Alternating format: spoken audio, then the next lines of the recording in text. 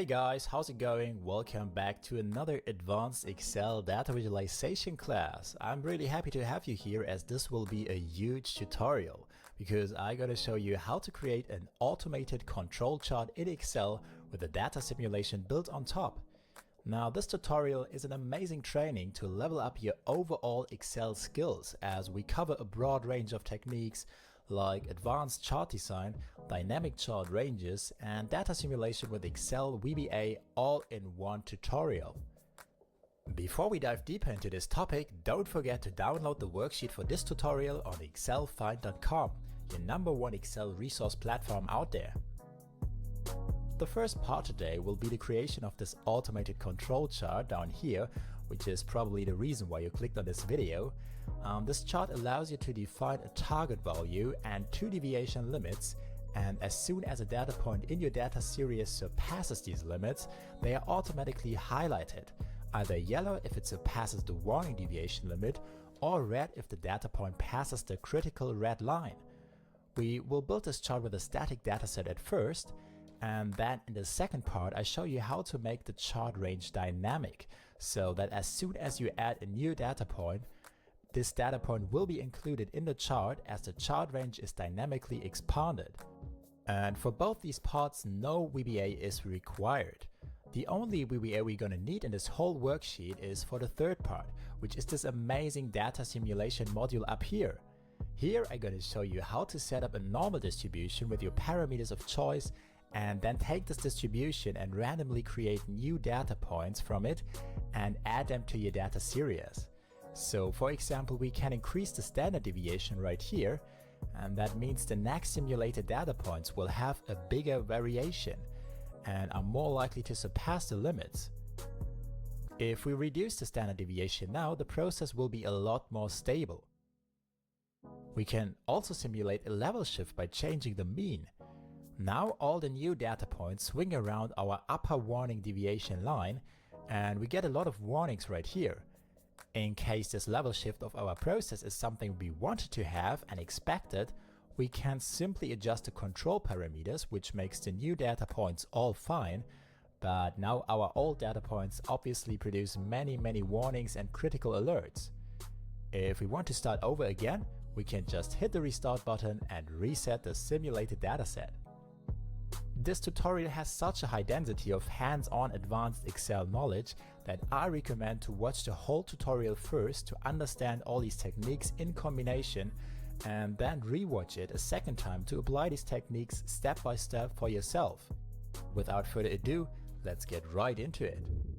To create the automated control chart, let's start with a basic static dataset.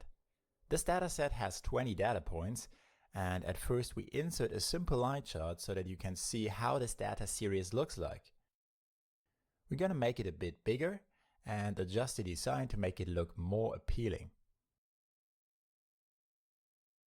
At first we change the background to this dark blue, make the header white, a bit bigger, and rename it. Then we set all the labels to white as well. And for this chart in particular, I recommend to remove these grid lines as we're gonna add our own limit lines here in a second. And to make our data series look more beautiful, we change the color to white. Make it a smoothed line and add some simple white markers.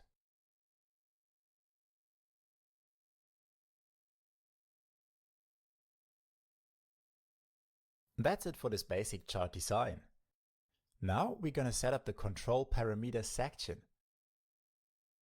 Oh, there it is. That was fast. My gosh. Let's see what we have here. So far, only the labels and descriptions for these fields are set up. Now we have 3 input fields right here. The first one is for the target value.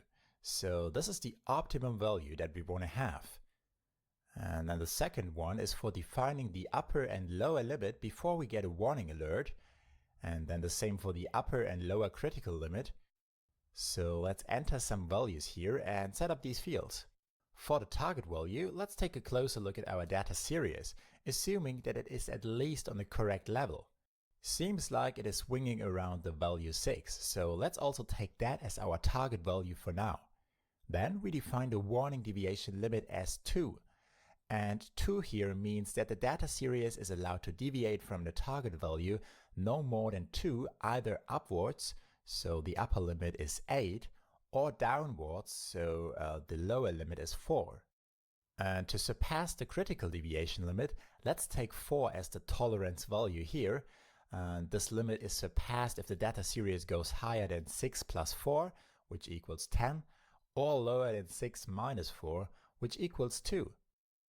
Since these two deviation limit values represent the absolute deviation, so the allowed positive and negative deviation at the same time, it makes sense to change the numbers format to a custom format that has a plus-minus symbol.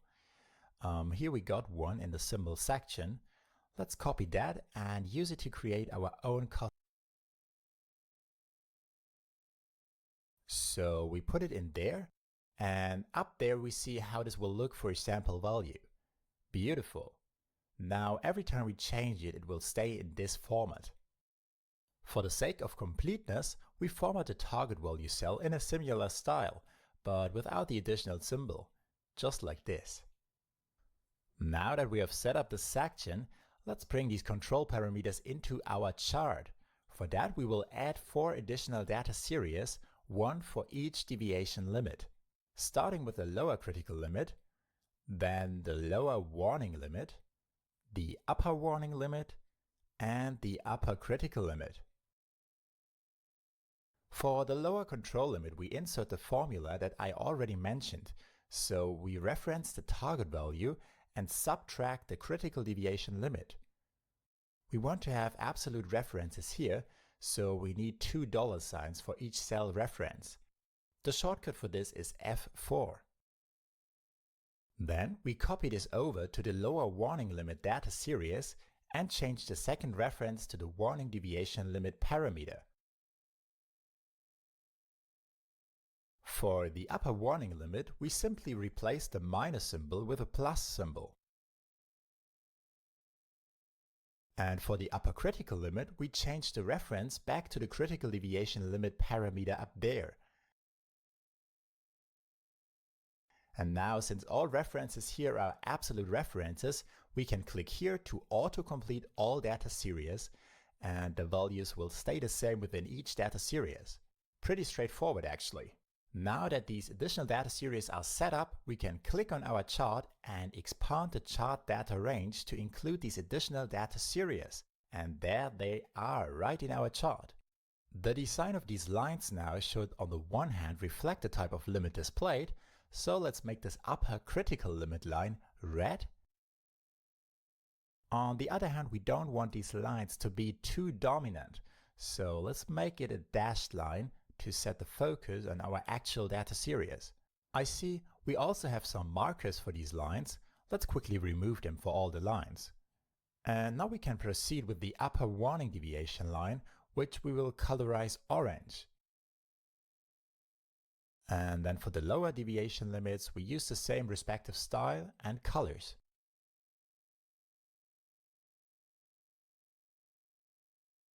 Beautiful. Now we take care of the key feature of this control chart, which is the automatic highlighting of every data point that surpasses one of these limit lines. And for this we need 2 additional data series. Let's put them under the header Limit Alerts. One data series will be for the warnings and one for the critical alerts.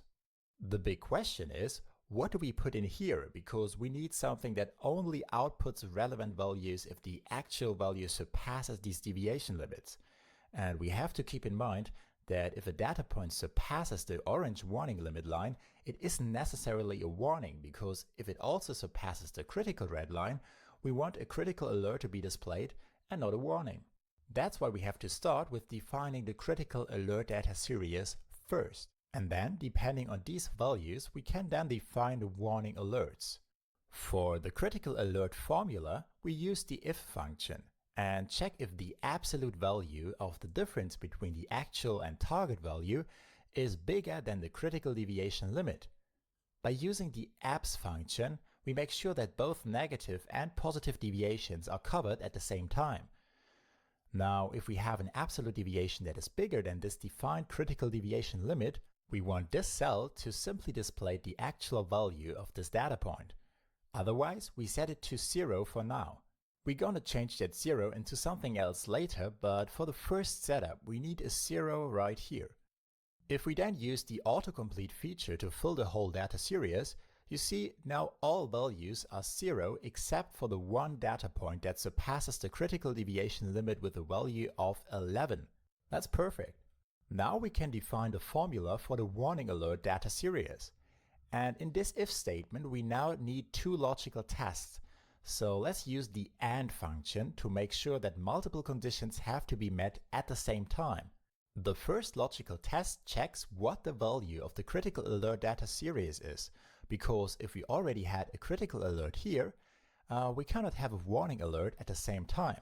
So only if this one equals 0, a warning alert could be produced.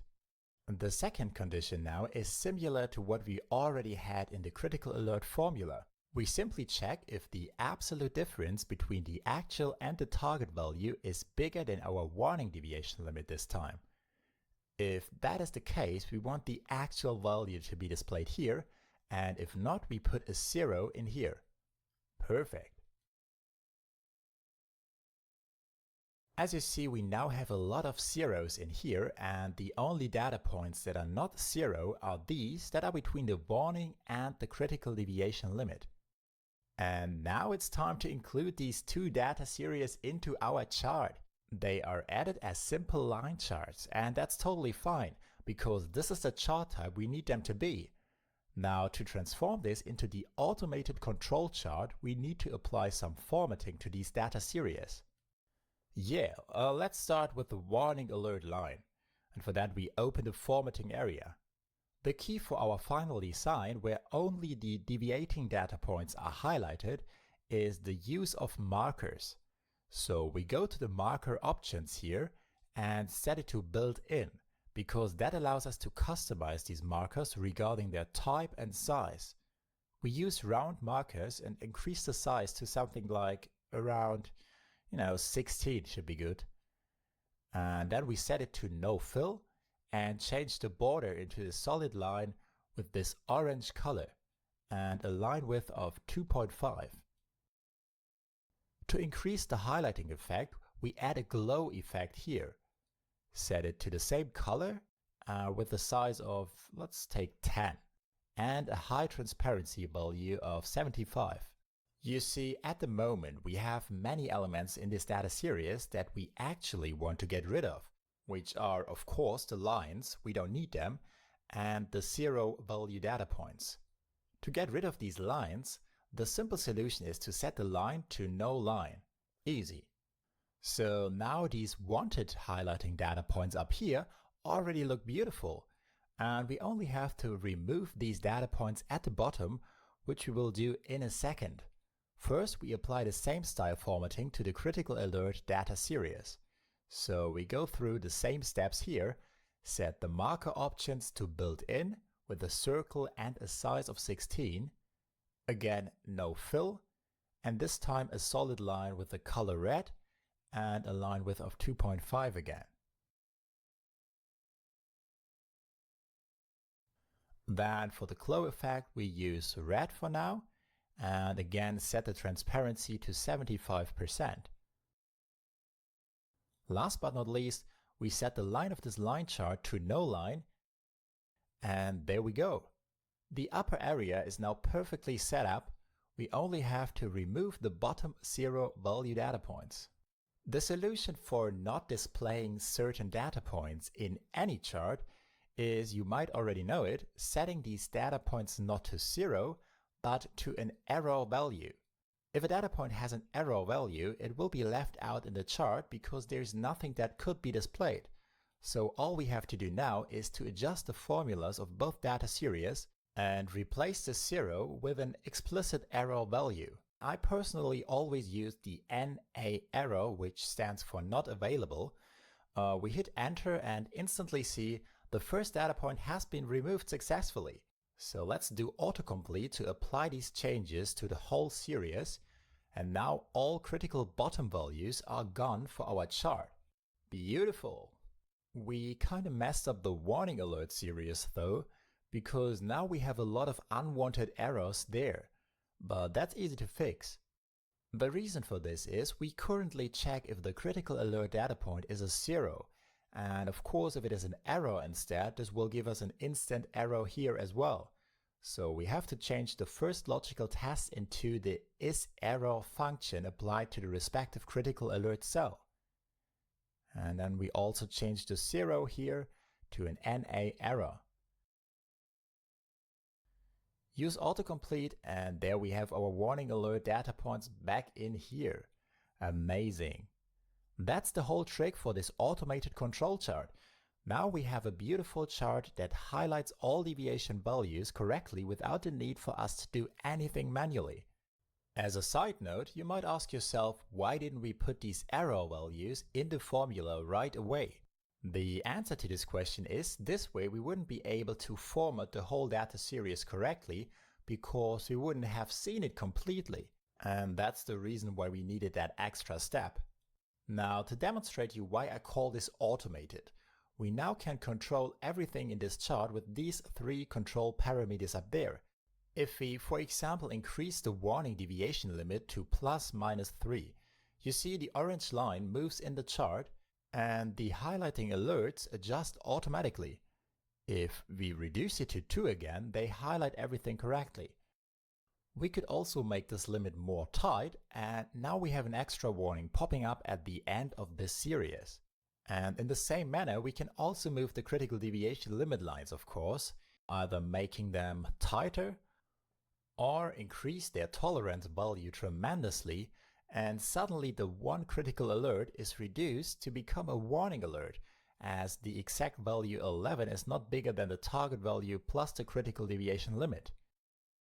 Ain't that a beautiful data visualization technique in Excel? I personally really like it. Let me know in the comments what you think about this technique. And in the meantime, we just continue with the next step in this tutorial. Yeah, now the chart itself is awesome. I guess we all agree on that, but it has one big issue. If we add new data points down here, most of the other values in our data range don't adjust. And also, our chart doesn't display this new data point because it references a fixed range of data. Wouldn't it be great to have a dynamic data range for our chart, so if we add or remove an actual data point, the whole data range and chart update accordingly without the need to use any VBA? Let me show you how to do this. We start with the data range. What we want to have is a data set where we only have to enter values for the one data series right here and make all other series be calculated based on what's in here. If there's no actual value in the row, we don't want to have any of the other series to have a value in the row. But as soon as we add an actual value for the row, we want all the other series values to be calculated dynamically. We will add a simple formula to the other data series that check what is the current value for the respective cell in this actual data series. If it is empty, we want this cell to be empty too. If not, we want the value to be displayed here. For the index series here, we even need a little extra to make it correctly start with the number 1.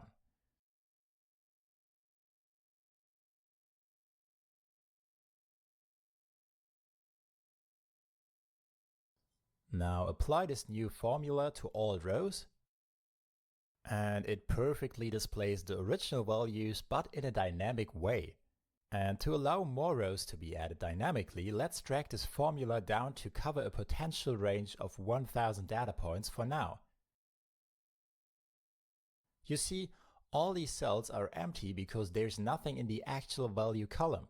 But as soon as we add another data point here, the index is appearing correctly. If we remove it, it is disappearing correctly. Beautiful. Now we apply the same technique to all the data series on the right to also make them dynamically grow and shrink. Let's add this if formula here. And if we autocomplete twice, it now also covers the whole range of 1000 potential values. Now we add it to the rest of these data series.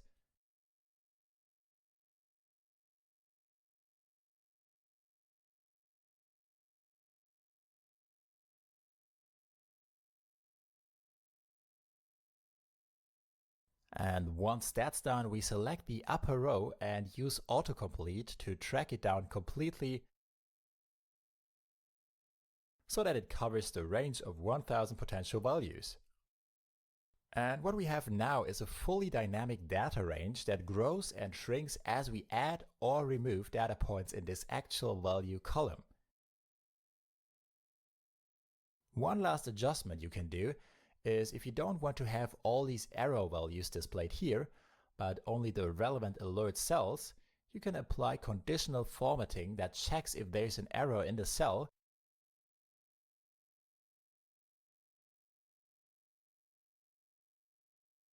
As a reference, you just have to pass the upper left cell and make sure that there's no $sign in this reference, so it's a dynamic reference.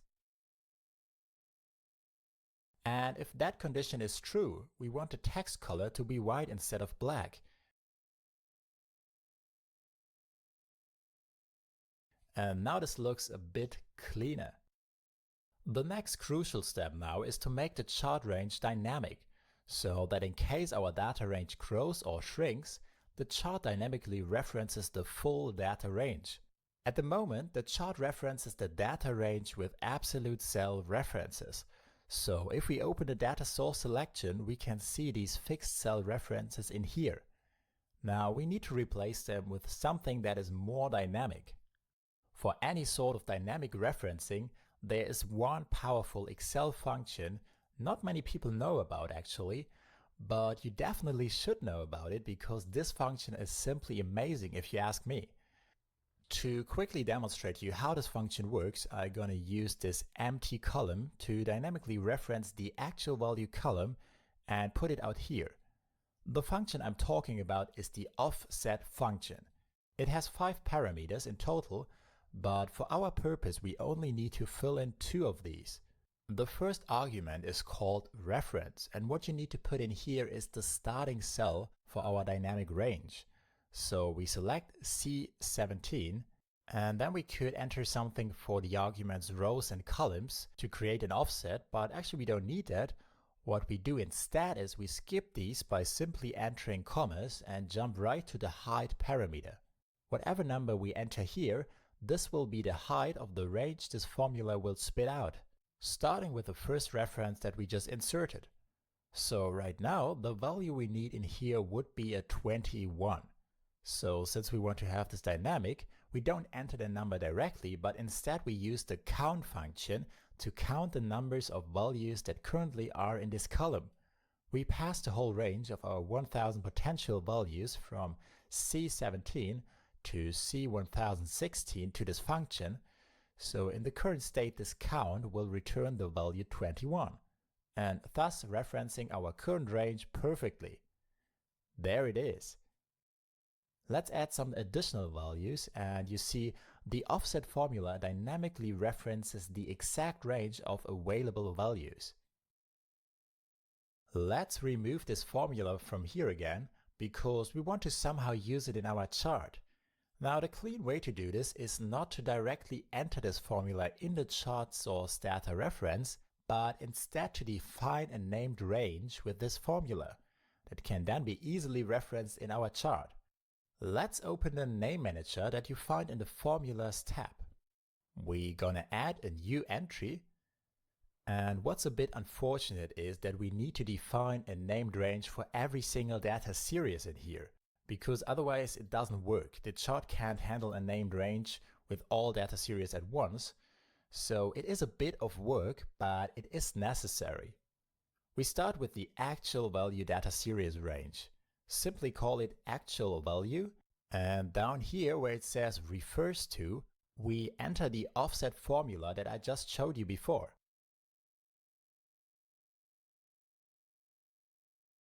Let's reference this first cell, then 3 commas, and for the height we enter the count formula with the range of 1000 potential values.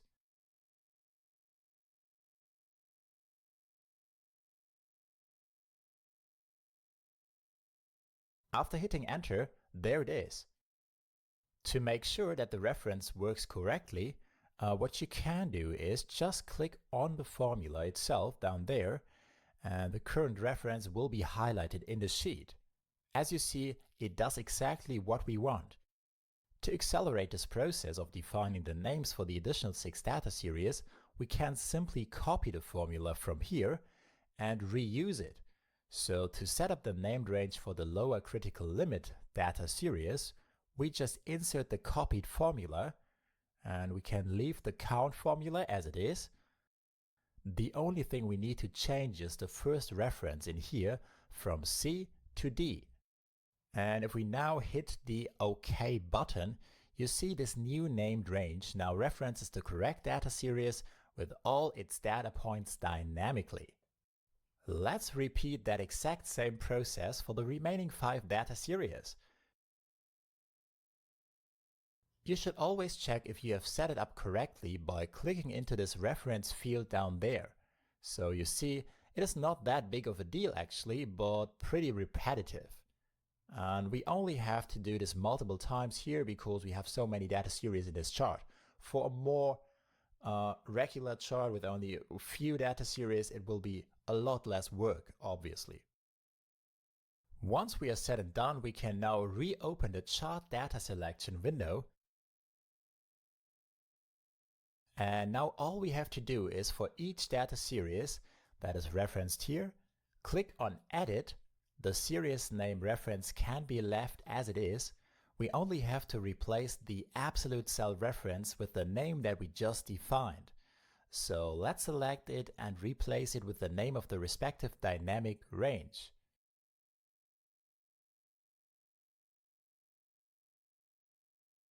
Oh, I mistakenly wrote values instead of value. Let's fix that and click OK. Now we do that for all data series.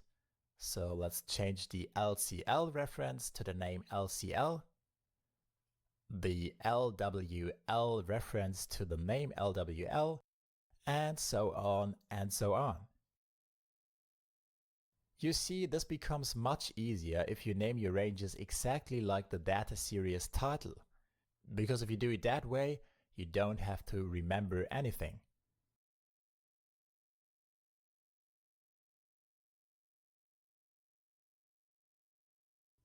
There we go.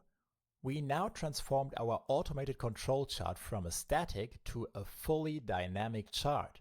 You see, the 4 additional data points are already included, and now if we, for example, remove these 3 values here, everything adjusts dynamically. And if we enter new values, they are instantly displayed and the automated control chart does its work. So we finished the first 2 parts of this tutorial, and now we are at a stage where you could just enter your data manually, or you could also fill in some real-time data here, and everything would perfectly work.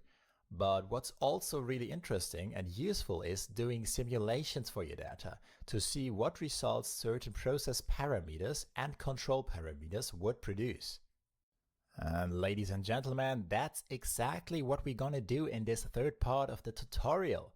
I'm gonna show you how to set up a fully functional simulation feature that allows you to define and visualize a normal distribution for your process and then randomly generate new data points from this defined distribution and add them to the next empty cell in your actual value column. For this process simulation, we need a new section in our worksheet. And there it is! Oh man, that was quick!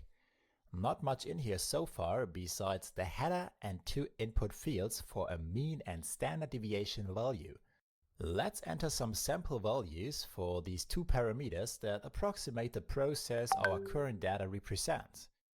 And now the first thing we want to do for a better user experience is to visualize a normal distribution based on these parameters on the right side, so that you can see how the distribution looks like that you're gonna sample your data points from.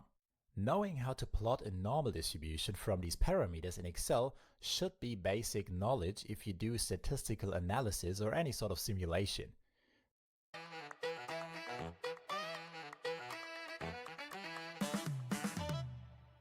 So just follow me along. We're gonna put the required data on a new worksheet that we call process distribution data. And in here we need two data series. We call the first one X, and here we put in the range of all values that we want to have covered. So in our case, let's put in 0 to 12, because that's approximately the range of our process. And we're gonna use steps of 0.2. So let's drag that down until we have 12.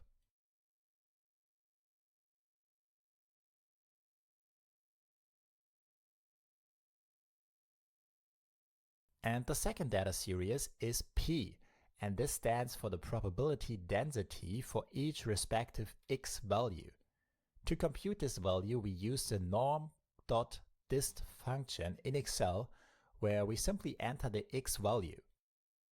The mean value of the distribution for which we're going to use this input field as an absolute cell reference, and then also the standard deviation from this input field with an absolute cell reference. Then we set the last parameter to false to get the probability density function, or as it is called in here, the probability mass function. Let's hit enter, change the numbers format,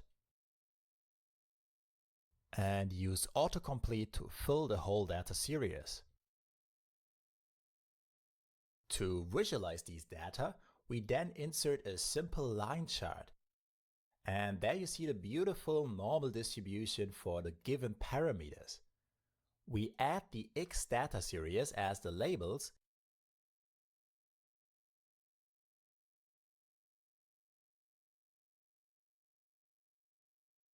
and now you can see that our mean value is perfectly where we have the highest probability density in this distribution. To improve the visual appearance of this chart, I recommend to remove the grid lines, recolor the line, and then, really important, make the line smooth. Now it looks way better. Okay, let's copy the chart over to our primary worksheet and make it fit into this defined section. We still need to remove the borderline and fill of the chart area.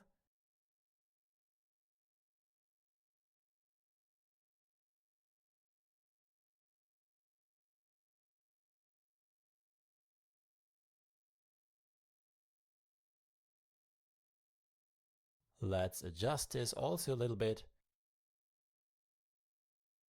And there we go. Now every change we make to these parameters is instantly visualized in this chart, so we see how the distribution actually looks like that we want to generate our new data from. Beautiful!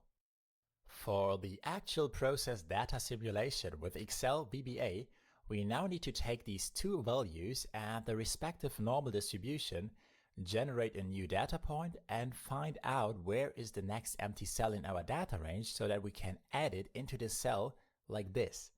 We will cover this in the first VBA macro. And then we're also going to create a second VBA macro to reset the whole simulation by deleting all data points and randomly generate a new first data point from our distribution. That means we will have two separate macros, and for a good user experience it makes sense to add one button for each macro. We could either insert these standard buttons from the developer tab, but if you ask me, they look like trash, so I try to avoid these as much as possible, and most of the times create my own buttons with a simple rounded rectangle shape.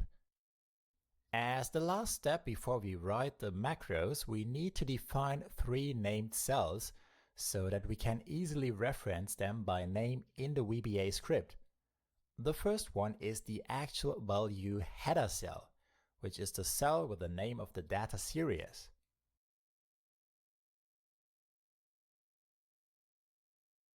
And the other two are the input cells for the simulation mean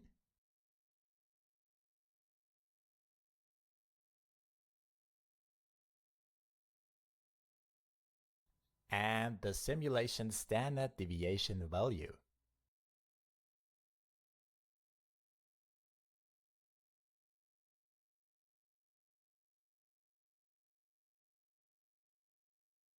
Now we are set and ready to jump right into the VBA editor and open the empty script for our main worksheet. We call the first macro just simulate and start the code with a with statement to reference the active sheet. And inside this with statement, the first thing we do is reading the defined value for the mean from the worksheet.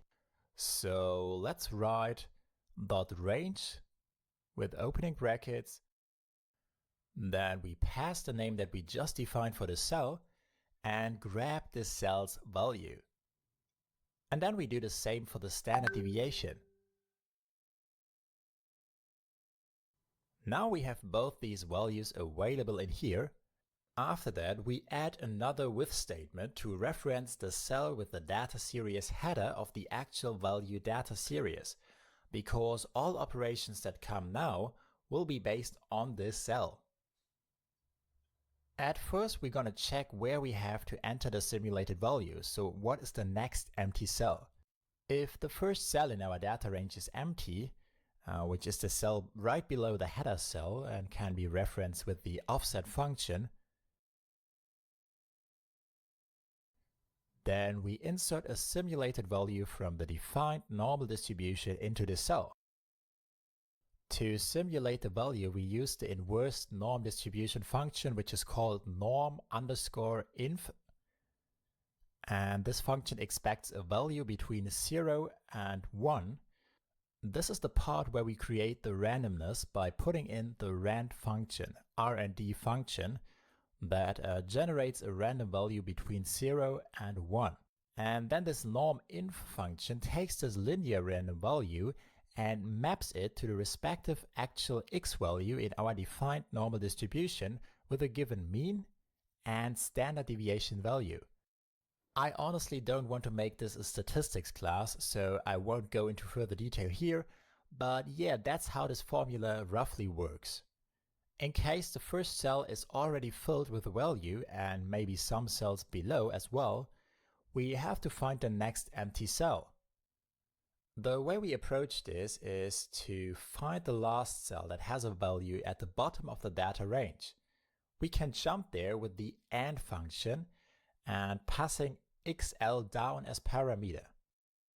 And then we use the offset function to jump to the next cell below, that cell which then obviously is the first empty cell in this column.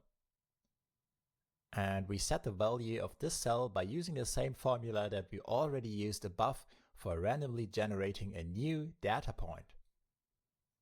That's already the first VBA macro, and now we only have to assign this macro to the first button.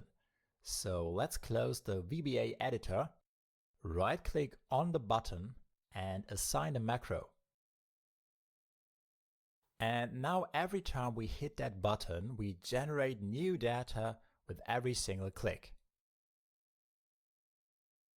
And if we change these distribution parameters, the generated data change accordingly.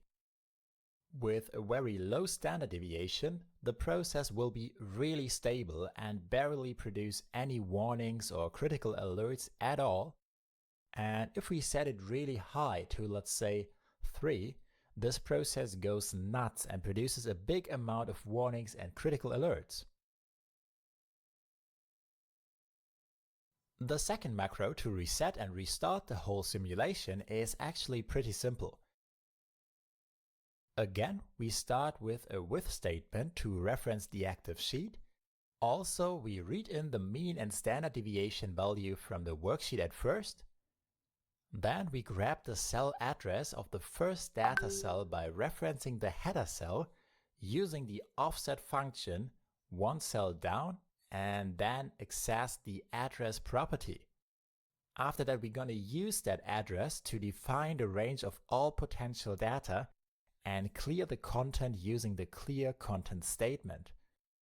So by now, the whole data range of actual values should be empty. And then we set the first cell's value to a newly simulated data point using the formula from above. This is how to start the whole simulation process all over again. Finally, let's assign this VBA macro to the second button. And now if we hit that button, the whole range of data is reset and a new starting value is generated. As you see, if I press the button multiple times, it's always a different value in there. And then we can just use the other button to proceed with a new simulation. We are now ready and set to play around with the parameters and try out different setups. And of course, you can just increase the dimensions of the chart to cover the full width. Well, that's already it. We covered a lot of knowledge in this tutorial. You learned how to create this automated control chart. You learned how to set up a dynamic chart range even for multiple data series in the cleanest possible way.